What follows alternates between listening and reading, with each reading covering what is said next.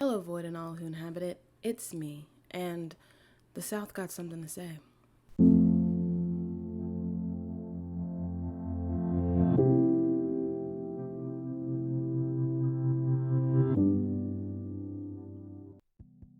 Since its debut in 2016, the comedy drama series Insecure has received acclaim and love from critics and fans alike. But in January of this year, it was confirmed that its upcoming fifth season would be its last. The news was so devastating, Bossip couldn't even craft a catchy tweet to announce it. As my timeline reacted with varying shades of disappointment, I decided that maybe I should finally watch this show. Yeah, girl. In the year of our Lord 2021, I still had not seen Insecure. The secondhand embarrassment from the first episode was so bad, it kept me away from the show for years. But one of my friends gave me the really good advice to just skip whatever made me uncomfortable, and it's been smooth sailing ever since. So, after consuming 4 seasons in about as many weeks, I have a lot of thoughts, but mostly I have a question. Why does everyone hate Molly? To start, I don't think Insecure is a show that needs or has a villain. I think all the characters have flaws and deep insecurities that impact their every decision, and that there is a major need for all of these characters to grow confident and comfortable with being open, honest, and vulnerable in all of their relationships. I also think the framing of the show skews towards affirming Issa's version of events in a way that doesn't allow consideration of the ways in which she might be wrong, or that Molly or other characters may be right, in favor of always saying that Issa's point of view is the correct one.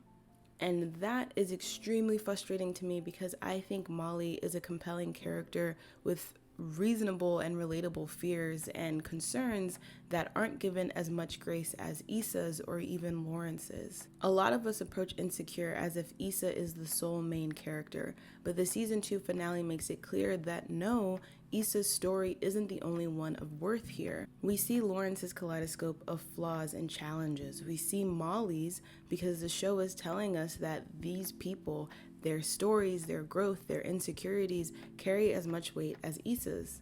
This is an awkward black girl where we only care about one person, and that understanding is lost when a lot of people approach the show and approach Molly with this feeling that's very much, why isn't she being a good sidekick? I think part of why a lot of people hate Molly is because they were expecting her to be this silent, always co-signing, always unquestioning sidekick to Issa, who a lot of people see themselves reflected in, if for no other reason than she is the protagonist of the story. But Molly has never been 100% down for whatever. Yes, she is supportive, she shows up, but she's always poking holes in Issa's rationale and line of thought. Instead of people questioning their expectations for Molly or Issa's expectations for her, viewers have instead turned to, oh, Molly has always been a spiteful bitch. And it's not that cut and dry. Molly's main insecurity has been her relationship status and the potential for her to have a long-lasting relationship. But her tragic flaw is her perfectionism. It's her need for life to be a flawless trajectory upwards that impacts a lot of her relationships, romantic and platonic. On the flip side, Issa's main insecurity is her imposter syndrome. Her self-doubt is what created the mirror version of herself that she raps to in order to affirm that she's good enough for whatever it is she's about to do. But her tragic flaw is that she is self-absorbed. There are multiple times when Issa makes a decision that's going to impact multiple people, and she has absolutely no consideration of that before she makes her choice. This understanding of the characters and how they are set up is important when you start to look at how people perceive Molly and her behavior. If you scroll through the tag, the named reasons why people dislike Molly can be boiled down to 2 key points. The first being that she isn't supportive of Issa, and the second being that she chooses her romantic relationships ahead of her friendships, as most explicitly done in season 4. So let's break this down a little bit, starting with Molly isn't a supportive friend. I will say that people mostly describe Molly's lack of support as her being uncomfortable with Issa's growth, but regardless of how they mold the idea that Molly isn't a supportive friend, that's at the crux of the argument. That is not correct. Molly does a lot for Issa. Starting with season 1, we can see that she consistently provides material things, which is like perhaps at the bottom of the list of ways in which you can support people, but it's there, okay? Make notes. But we're also introduced to the idea of Molly as Issa's emotional watchdog, most explicitly with dealing with Daniel at the fundraiser. The fundraiser introduces a lot of pieces of Issa and Molly's relationship that will get brought up multiple times over the seasons, but 2 major points here. I lied, it's 4 major points here. The first being that the fight between Molly and Issa at the end of the fundraiser is seemingly triggered by Molly being irritated at the suggestion that she go to therapy. But when you get to the heart of it, Molly and Issa are arguing 2 very specific things. Molly is frustrated with Issa's behavior, and specifically her treatment of Lawrence. And Issa's rebuttal to Molly's frustration is, you're just jealous that I have something worth fighting for and you don't. The idea of Molly is lacking because she does not have this thing that Issa was able to have will pop up a lot. However, Molly's reaction to Issa cheating is also very similar to the reaction she will have to learning that her father cheated in the next season. It's not jealousy that's fueling Molly's reaction, but disappointment and disgust. Issa and Molly's father have had this thing that so many people, Molly included, have wanted, and there is envy in that, yes, but Molly is reacting negatively not because they have what she wants, but because they ruined it so meaninglessly. That is what is deplorable to her. You have this thing that is rare and difficult to maintain, and you threw it away for no reason. That is an important distinction that we don't really see the show flesh out as much, but I think is something to keep in mind when considering how Molly reacts to things and if she is moving from her place of insecurity or if she's moving from her tragic flaw of an expectation of perfection. In this case, I think she's moving from her tragic flaw in this expectation of perfection. The fight at the end of season 1 has 2 other interesting setups in its aftermath. We get to see how Issa and Molly deal with the tension that lies between them after they have fought, which I will get into more later. And the way they are finally able to mend their relationship after the fight at the fundraiser is when Molly agrees to drive Issa home from Malibu. And while they're driving, Molly has this moment where she says, I don't want to be like that anymore. How can I change? And Issa says, I don't know, but I'll be here with you as you are figuring it out. Again, just a little nugget to keep in your pocket, because I think some of the things that happen to Molly's character get forgotten from season to season, and this is definitely something that I forgot the details of, and I think is so important when, again, looking at Molly and looking at her friendship with Issa. Moving on, season 2. I think season 2 is where we see Molly most willing to drop whatever she's doing in the moment in order to help Issa. She's willing to linger around the courtyard in order to talk to Lawrence. She is willing to fend off Daniel when they go to the day party. When Issa asks Molly to teach her how to hoe, Molly almost fucks up her chance with Sterling Brown because she's more focused on making sure that Issa's having a good time. There's also when they learn that Lawrence is going to be at Derek's birthday party, when Molly's like, nah, if I knew I would have told you, I wouldn't have gone. You know, we see multiple parts where Molly stops whatever she's doing because Issa needs her in that moment. However, season 2 is where we also begin to see that the support they provide each other, or specifically that Issa provides Molly, is starting to sour. Season 2 is when Molly begins to hide her intimate relationships from Issa. And I think that while it's easy to point out where Molly is being judgmental, even when she is supportive of Issa, audiences are a bit more hesitant to point out where Issa's own judgmental behavior or her jokes at Molly's expense wear away at Molly to the point where she doesn't want to share with her best friend anymore. The running joke in the pilot episode is Issa's rap about Molly's broken pussy. Why would you want to tell that person, who later says that you are just hating on them because you are a lonely, bitter bitch who can't get what they've had. That person, even if that person is your best friend, why would you want to tell them about any new updates in your romantic life, especially if those updates are in an arena that is so foreign to all of you? Molly and Issa joke harshly with each other often throughout the entire show, but where Issa still feels comfortable to share within that space, Molly does not. And this is something that will bubble up a lot in season 4, but in season 2, we begin to see how it impacts the way Molly is showing up in their friendship. Moving on, season 3 is my favorite season, and I think Molly and Issa's friendship is at its strongest in this season, but there are 2 events that I want to focus on. The first is Issa asking Molly to distract Andrew so she can snoop around his house in episode 7, and Molly telling Nathan to hit the bricks when he shows up on Issa's birthday in episode 8. The events in Andrew's house in episode 7 are very on brand for their relationship thus far. Issa wants to do something and Molly agrees to help even if she disagrees with Issa's motivation. But Molly getting rid of Nathan in episode 8 is a deviation from the norm.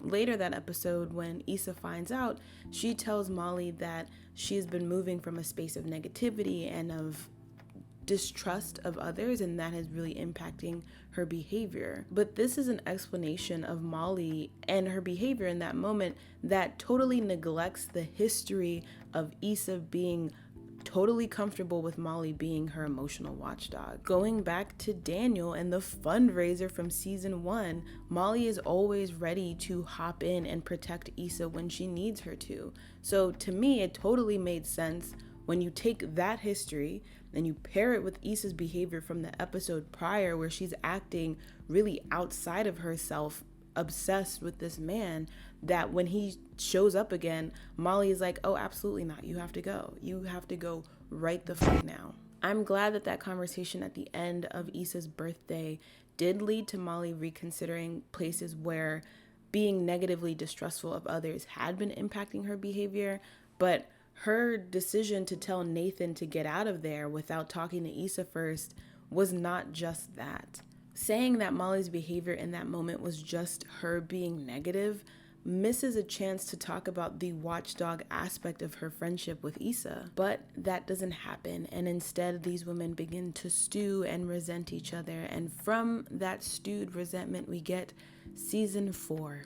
This is a season where we really see Molly struggling to support Issa. Season 4, actually, is Molly's villain origin story. Sidebar, season 4 is when Molly gets killmongered. Credit to DJ Ben Amin of For All Nerds for the term, but when a character is killmongered, it is when the writers decide that this character needs to do something egregiously awful so that you know that they are a villain and you shouldn't be sympathizing with them. For Molly in season 4, this first happens at the end of the mixer when she tells Issa she shouldn't be friends with Condola. To me, that felt really out of nowhere and kind of out of character for Molly. She and Issa weren't talking about Condola, so why did she feel the need to randomly share her opinion about that? I don't know. Another moment this happens is when Molly snaps at Karen during the episode when she's going to Mexico. I saw that whole sequence, both her snapping at Karen and the issues at the airport, as the show once again telling us that Molly takes out her frustration on one thing against all of the people around her in her life, but specifically that moment with Karen sparked a huge discussion because 1, people already fucking hated Molly and were happy to have another reason to dislike her, and 2, Yvonne Orji made things worse by going on Twitter and saying Molly was totally in the right for talking to Karen like that. Molly was 100% out of pocket for talking to Karen like that. Is the feedback of, hey, this is a major responsibility of your role and your inability to fulfill it in this moment costs me severely, valid feedback to give to somebody? Absolutely. But you see how I just did that without being an asshole? Both the feedback for Karen and the concern over Issa's relationship with Condola are valid comments for Molly to make, but the show has her air them out in an egregiously awful way to thin out any sympathy viewers may have for her character. But going back to the friendship, after 3 seasons of consistently being there for Issa, Molly is looking for some emotional support in return and isn't able to get it. I think Issa asking for the favor from Andrew compounds that for Molly, but we'll get to that later. What I do want to point out in this supportive friends section is that trying to talk at inopportune moments has never been an issue when the problem they were trying to solve was Issa's. But Molly struggles to get time to connect with Issa, and that feels unfair. A result of this feeling of a lack of support is that Molly's resentment becomes more obvious. She is deep in her petty bag and has absolutely no issue with saying shady shit at every opportunity. Even if someone physically or materially shows up for you, having that emotional undercurrent of hostility is uncomfortable and not supportive. I completely agree. But that energy didn't come from nowhere, and to totally put it on Molly just being negative once again is dishonest to her character and to the story as it has been built up so far. In the wind down after episode 6 of this season, Issa as the writer says that Issa as the character is always the one to reach out after a fight with Molly. And I was like, is that true? Is it always her?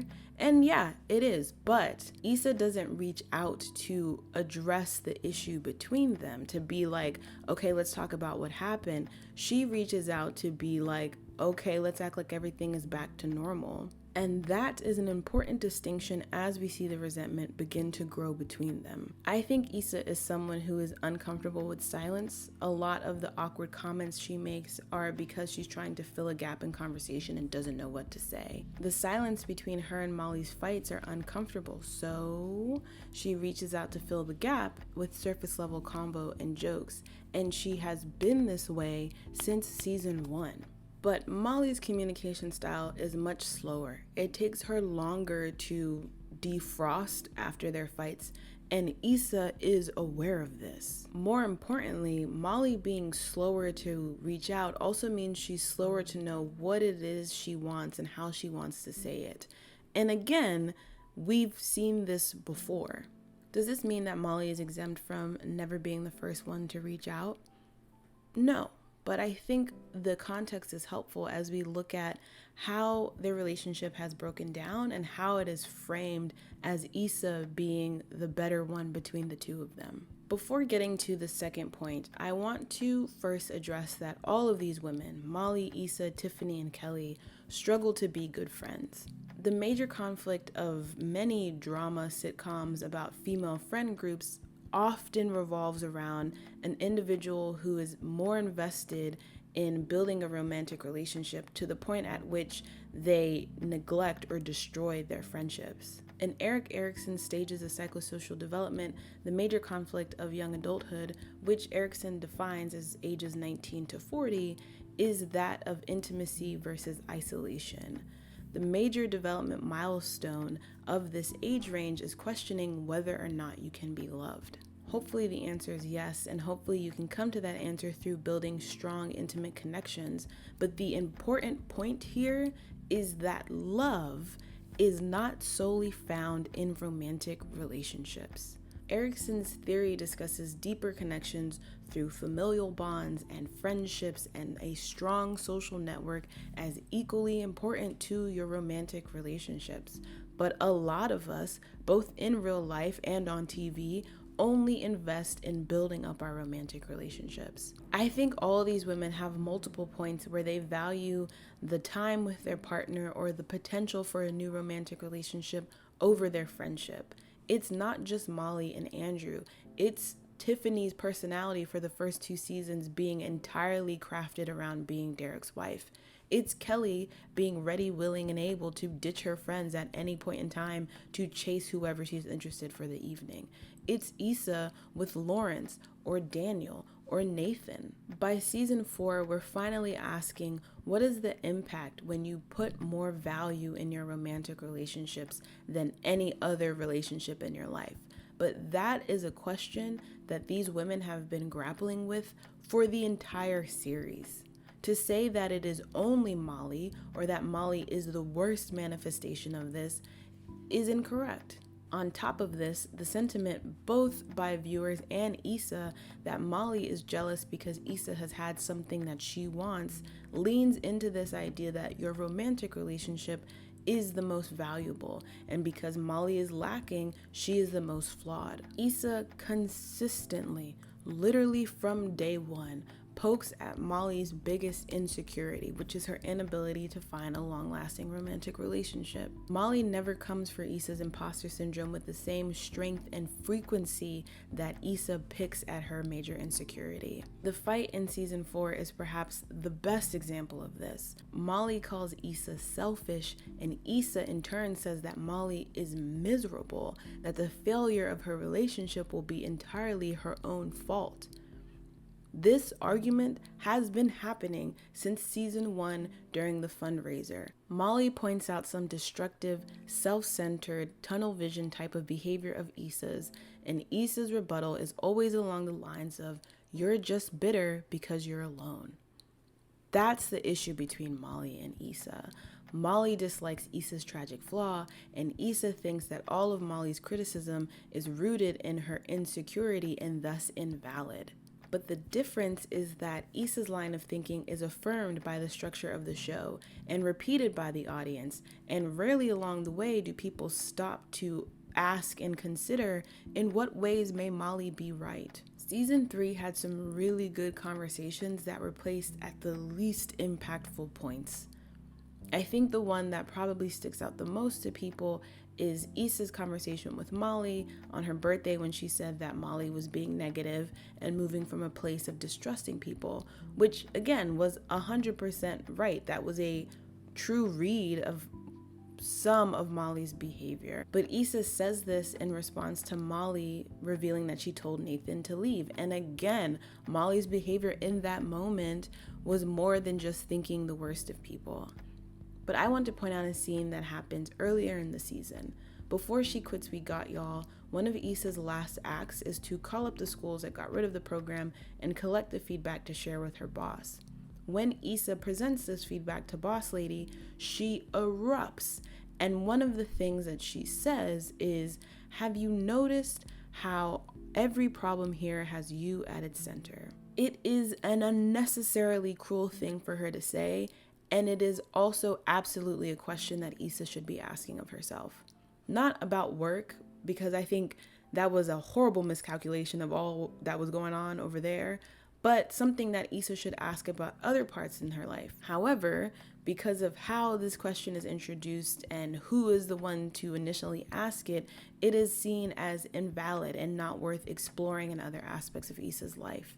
The next time somebody brings up Issa being self-centered, it's Molly in season 4 during the block party. Meanwhile, there have been multiple people in situations that have pushed Molly to reconsider being so judgmental and distrustful of others. Other than lessening the impact of what could be great moments to push the characters, the fact that the show mostly focuses on all the places and ways in which Molly is doing wrong, and in season 3 explicitly ties that to her being hurt after her relationship with Dro, further compounds the idea that Molly is a bitter old bitch moving bitterly.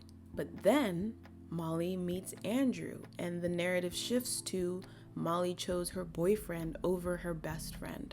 So what happened? In season 4, the main act for Issa's block party drops out a month before the date, and when looking for a replacement, she spots an artist who is repped by Andrew's company. Issa then calls Molly and asks her to ask him if the artist can perform. Molly initially tentatively agrees, but then later tells Issa, "No, I want to keep these two parts of my life separate." So Issa, after reconnecting with Nathan, asks him to do it instead, which we don't find out until the end of the block party when Andrew lets it slip that he pulled a favor for Issa. Molly implodes and the mid-season fight begins. So what was the problem? Molly didn't want to ask Andrew, so Issa found somebody that did. I just finished the first cut of editing and I realized I didn't talk about this because to me it doesn't matter, but I want to address the timing of Molly's explosion in season 4 because her confronting Issa at the block party instead of, at a later time or in a more private space, the fact that this was a public confrontation, a lot of people factor that into Molly being in the wrong because she did that publicly. First of all, there are some people for whom Molly can do nothing good. It doesn't matter when, where, or how she confronted Issa. They were going to take issue with the fact that she was confronting her about this thing, right? Just want to first acknowledge that is a way that people are watching the show. Secondly, if you look at how Molly confronted Issa and compare it to the season 1 argument at the fundraiser, Molly actually has improved in how she addresses these issues that you can tell she wants to pop the fuck off, but is trying to stay calm. She goes to Issa and she's just like, hey, did you do this thing? And Issa's like, yeah, I did. And Molly's like, you disrespected my boundary. I really don't appreciate that. And it's Issa who is the first to get irritated and who's like, oh, so I was supposed to fail because of this rule that you made up? And Molly is really sensitive about this thing, which Issa wouldn't know because they aren't talking. But, Molly, is it good timing? No. But I think Molly did start off the conversation in a much better place than it ended. She did just go to Issa and was being very, I don't want to say diplomatic, but she was being very calm about, hey, did you do this thing? I want to talk about it because although it takes Molly a while to know what it is she wants to say, when her fuckery is at a cap, she will blow up immediately. And this confrontation in season 4 is her trying not to blow up immediately, but still feeling the urge to address the fact that she was disrespected. This might not be very evident in the way that I'm going about this defense of Molly, but I don't want to say that Molly is blameless or that Issa is always in the wrong, but rather to say that both of these people are constantly fucking up. And to say that it is only one of them is not taking in a full scope of the story and considering all of the factors at play of really messy, complicated, tricky situations. So it's easy to say Molly shouldn't have confronted Issa in public, but when should she have? There is no good moment for Molly to do this thing. Similarly to the fact that the details of why she finally got upset with Issa don't matter. To me, how this confrontation happened doesn't matter because it was going to be messy regardless. Where it happened doesn't matter because it was going to be messy regardless. And as I will talk about multiple times and probably have already, I don't know where I'm chopping and screwing this into, but the show decides to have Molly voice valid concerns in really awful ways, and that works to wear away at the sympathy for Molly, right? Molly voicing this publicly at the block party or her other frustration publicly at the fundraiser, it chops away at the sympathy that you might have for the fact that, Molly is making a good point here. You did disrespect her boundary. You did do something foolish that you're pulling her into because you cheated on your boyfriend and you're trying to hide it. You are doing out-of-pocket shit and expecting your friend to just take it without question. And she is right for calling you out on that. But because of where and how she calls you out, suddenly it's not as valid. And it's but we're missing the point here. And it just sucks. But yeah, I just wanted to address that because, again, I don't think Molly confronting Issa at the block party matters as much because the issue needed to be addressed regardless and was going to happen in an unfortunate, clumsy, nasty way, irrespective of when, where, or how it happened. There are two things going on here. One, the Iranian yogurt is not the issue. Whether it was the block party or Issa getting in another car crash or needing Molly to distract someone so she could snoop again, there was going to be a moment where Molly decided she didn't want to help Issa, and Issa was going to be hurt by that decision. The details don't really matter. It's the fact that Molly did not want her life, which Andrew is now a major part of, to continue to be absorbed by Issa's crisis of the month. The fact that Issa found a way to circumvent Molly to have it happen anyway went directly against that desire. Secondly, during the fight, Molly tells Issa, "You're always using people," and Issa tells Molly, "You were willing to let me fail." Both of them are sharing a perspective of each other that they have not shared before. And honestly, if they had had the Thanksgiving conversation, this fight probably, potentially, wouldn't have happened anyway. But the fact is, these two have not had an open, honest, and vulnerable conversation with each other about their feelings. And the fact that Issa was willing to ask for a favor before doing so probably didn't help. But regardless, they both have resentment stewing and are trying to act as if they don't, and that clearly was not going to work. It's not that Molly chose her boyfriend over her best friend, it's that Molly chose herself. A crucial aspect about the first half of season 4 is that Molly is struggling in a brand new way. She really likes Andrew and she doesn't want to fuck it up. But when she tries to talk to Issa about it, she is shut down or dismissed or told that she's falling back into old habits and going to scare him away.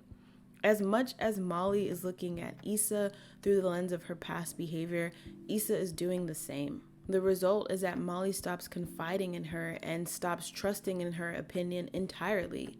Before the favor fiasco, Issa and Molly are on a hike and Molly is again trying to talk about Andrew and Issa is again dismissing her and telling her that she's just going to scare him off, and then Andrew calls. And as Molly is trying to apologize for doing too much, he tells her, "No, you were right. I'm not opening up, but I want to." Immediately, Molly gets confirmation that the advice Issa is giving her will not serve her. It takes another tense conversation with Andrew before Molly is finally willing to let go of old behavior, at least for a moment in time. But this scene during the hike shows us Molly finally pulling away from Issa and beginning to make decisions with less outside influence. I had to get my intern to say hello. Okay, anyway. Although Issa struggles to understand why Molly is upset, it's clear from a viewer's perspective that Molly's bitterness isn't towards her romantic failures, but this platonic one. Also, it's worth mentioning an aspect of Condola's role through all of this. While Molly is facing a brand new romantic hurdle, Issa is facing a brand new professional one. However, unlike Molly, Issa has support through Condola. Issa's friends help out in the way that they can, but it's Condola who can really provide what she needs in order to get her dream off the ground. When Issa doesn't know what to do next or she needs a sounding board, she has support. Molly does not. And while Condola ends up behaving hella unprofessionally and in a move that kind of proves right everyone who's concerned about their friendship ditches Issa in the moment when she needs her the most, Issa doesn't care about the potential pitfalls when she's benefiting from this friendship. When Issa chose herself against the advice, flawed though it may be, of the people around her, she's seen as simply getting the short end of the stick when that eventually blows up in her face. When Molly chose herself and is upset after an albeit poorly phrased boundary is violated, she's seen as undermining her friend. Ma'am. Either way, the fallout from their argument is brutal, and in the aftermath, there is this lingering question of why won't these two talk to each other? As I mentioned before, they have two completely different communication styles and a history of ignoring the issue in favor of just keeping on. This has obviously led to a lot of buildup. Going back to building intimacy, something made abundantly clear in season 4 is that this friend group is at a point where they are most comfortable being vulnerable with their romantic partners, current, past, and potential. In fact, those are the only people we see them being vulnerable with. And I already had my please value the other intimate relationships in your life moment, but I just want to highlight one more time that vulnerability is a skill that none of these people have built up with each other in a platonic sense. You can see a stark difference in Molly and Issa's brunch versus Issa and Lawrence's dinner. During the dinner, when Issa tries to fall back to her old coping mechanism of using jokes, Lawrence continuously says, "No eggshells, we're being 100% even if it hurts." But the next day, Issa can't find it in herself to do the same with Molly. And I think the burden does fall on Issa in this moment because she just had that evening with Lawrence, which illuminated how you can be in a relationship with someone for 5 years and still have so much about them and the way that they viewed the relationship that is unknown to you. I will concede that it took a year apart before Issa and Lawrence were comfortable enough to share these things, but regardless, I thought that that evening with Lawrence should have changed the way that Issa saw not just her relationship with him, but her friendship with Molly and her inability to be vulnerable in general. Being vulnerable isn't just about being invited to share. It's about putting aside ego and being willing to bare your belly to somebody else. Issa wants Molly to be the first one to reach out, but Molly wants to know that it's safe for her to do so, that everything won't just get swept under the rug again. So, after that long winding defense, we're back at the beginning. Why does everyone hate Molly? First of all, the show makes it easy to. Again, the structure of the show mostly favors Issa. We can see this with the manifestation of her tragic flaw, her selfishness, as mostly framed as funny or awkward incidents where she isn't really at fault. When Molly's tragic flaw shows up, she rarely comes out unscathed. The show is telling us that Molly's list of cons are worse than Issa's. During a therapy session, Dr. Rhonda points out that when Molly is disrespected, she holds on to that and isn't able to move past that initial feeling of disrespect, which is real and something that she needed to hear. But something I think viewers needed to hear in that moment is that Molly is right for feeling disrespected when people come to her sideways. The show continuously puts Molly in difficult, uncomfortable, flagrantly disrespectful situations, but always uses those situations to point to Molly behaving irrationally. A lot of Molly holding on to the feeling of disrespect is looking for someone to finally say, "You were right." And while Dr. Rhonda asks a good question, do you want to be right or do you want to have a relationship? Saying that a character is always wrong, even when, especially when they aren't, both in the narrative and in the structure of the story, makes that character unreliable. It makes them unlikable. It makes Molly easy to hate. Secondly, a lot of people see themselves in Issa, not just in her awkwardness or her listless career trajectory, but in her tendency to see herself at the center of everyone's orbit. And, just like the show, viewers don't see that as a bad thing. Part of the hatred of Molly is fueled by an unwillingness to look critically at Issa, because doing so would require a lot of viewers to reconsider their selfishness, which, just like Issa, they've probably justified. In episode 6 of season 4, Issa considers calling Molly after their fight, not to make amends, but because she wants to vent, and recognizes that her go-to person is Molly. When Issa daydreams about the potential outcome, Molly saying that Issa is selfish for calling just to talk about herself is 100% correct. But because this is a daydream, that outcome in Molly's behavior is seen as outlandish. Instead of looking at how Issa's behavior has been detrimental, her fear is validated over Molly's critique. And finally, Molly's growth is cyclical.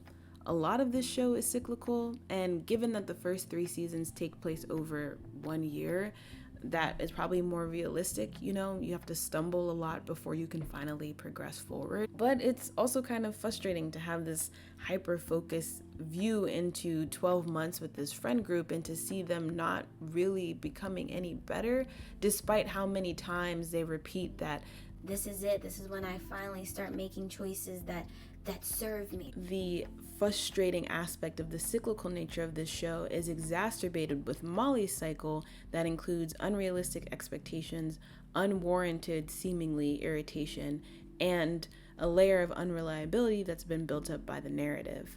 A prime example of Molly's growth being cyclical, seemingly for no reason, is her relationship with the associates at her new firm. In season 3, Molly erodes her relationship with the other 3 associates, and there is a scene in episode 8 that compounds Issa's warning of, if you continue to behave like this, you will end up at the top, but alone with everybody hating you, right?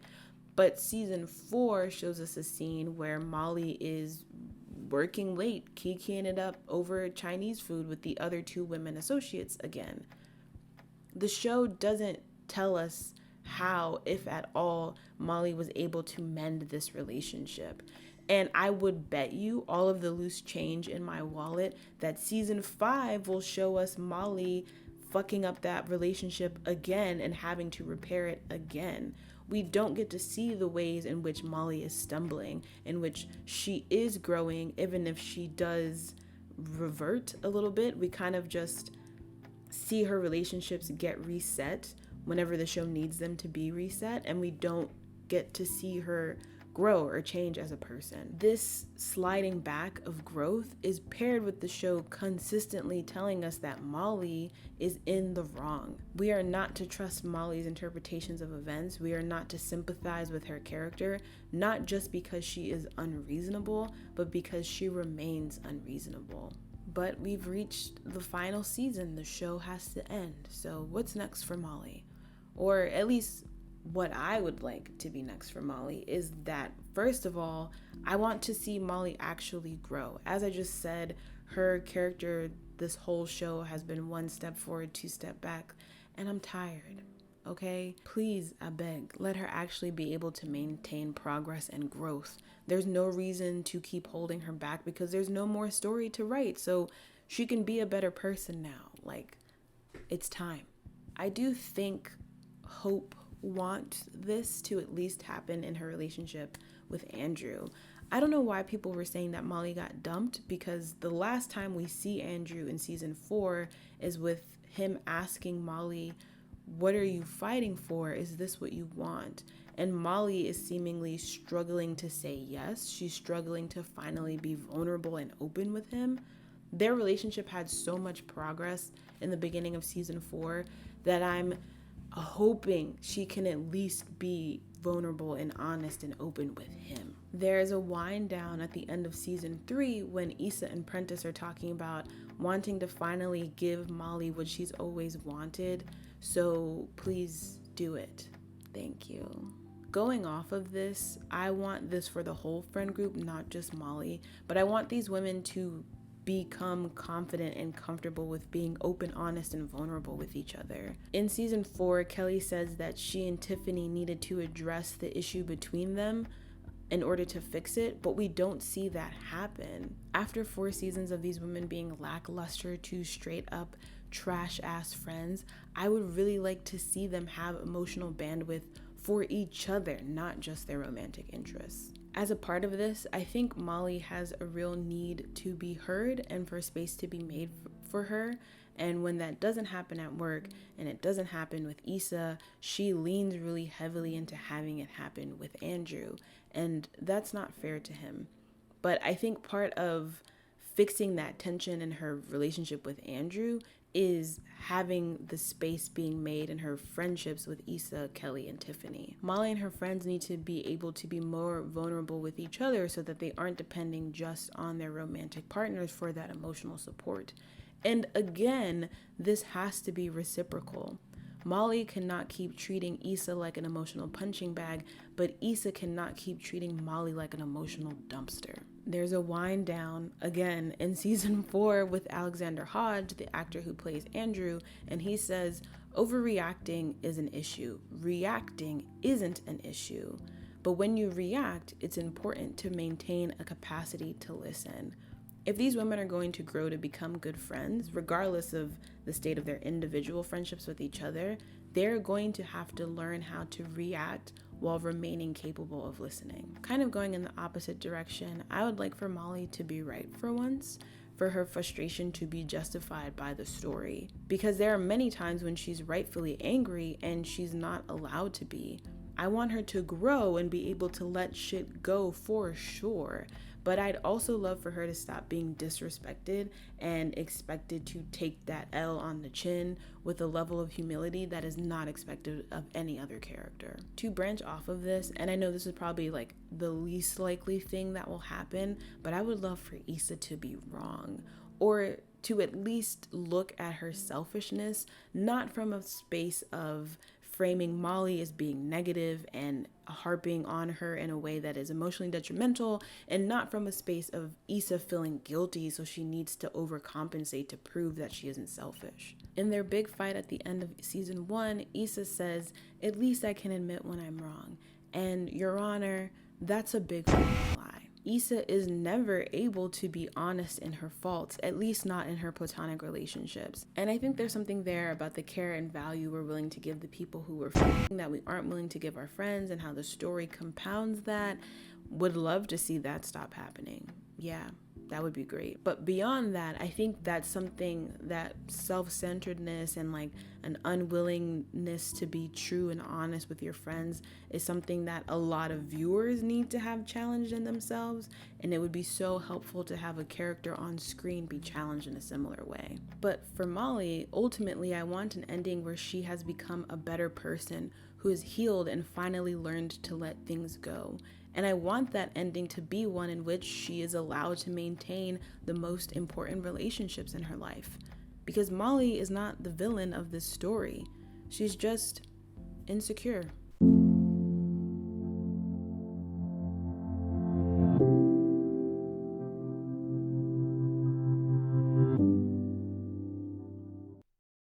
If you made it to the end, thank you for making it to the end. What are your thoughts about Insecure? What are your hopes and dreams for season 5? Who's your favorite character? Can you tell me if Chad will ever update that Bluetooth for some AirPods? Let me know your thoughts down below.